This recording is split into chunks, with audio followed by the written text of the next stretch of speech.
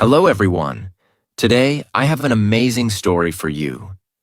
It's not just for your listening practice, but also to inspire you. The story is called Nothing is Free, and it will show you that hard work and determination can change lives. There was a young man named Leo, 20 years old, living in a small, quiet town surrounded by mountains. Leo had big dreams. He wanted to own a chain of restaurants and become a successful entrepreneur. But life wasn't easy for him. Leo's family was struggling financially. His father, Mark, was a mechanic, and his mother, Claire, cleaned houses to make ends meet. Leo's younger sister, Sophie, was just 10 and looked up to him as her hero.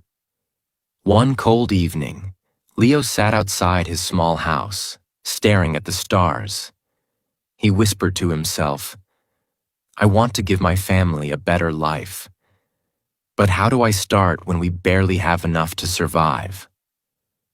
The next day, Leo shared his dreams with his father. Mark sighed and said, "Leo, dreams are not free. If you want something, you have to fight for it. Start with what you have, even if it's small." Leo thought deeply about his father's words. Then, an idea struck him. He noticed that in his town, people loved fresh bread but had to travel to a bakery far away. He decided to start selling fresh bread locally. But there was a problem. Leo had no money to buy the bread. He decided to take a chance and approach the bakery's owner, Mr. Anderson. Leo walked miles to meet Mr. Anderson, a grumpy old man who rarely trusted anyone. With confidence, Leo said, "Mr. Anderson, I want to sell your bread in my town, but I don't have money to buy it up front. Can you trust me for 1 week? I will sell the bread, return your money, and keep a small profit." Mr. Anderson raised an eyebrow. "And why should I trust you, young man?" he asked. Leo replied firmly, "Because I am determined, and I will work hard to prove myself." After a long pause, Mr. Anderson said, "All right, I'll give you bread for 1 week. If you fail to pay me back, don't bother coming here again." Leo was thrilled. Early the next morning, he carried the bread back to his town and set up a small stand near the park. He greeted every passerby with energy and a smile, saying, "Fresh bread. Warm and delicious." At first, people were hesitant. They didn't know if the bread was good. But Leo offered free samples and soon had his first customer.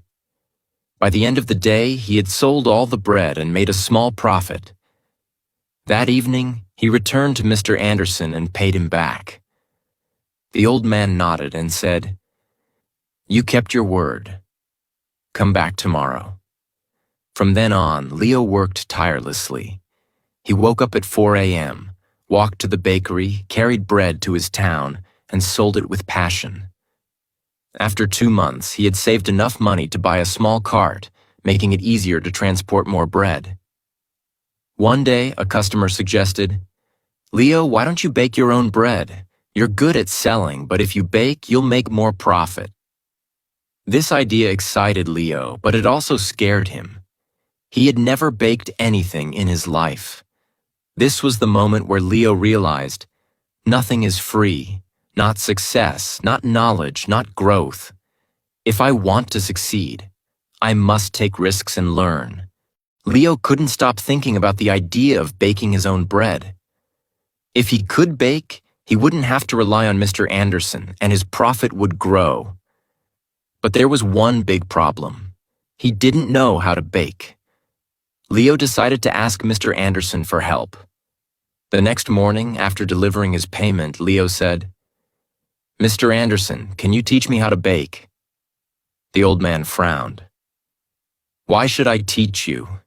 If you bake, you won't buy from me anymore. That's bad for my business." Leo looked at him and said, "You're right, but I won't forget the man who gave me my first chance. If I succeed, I'll make sure to help your bakery too."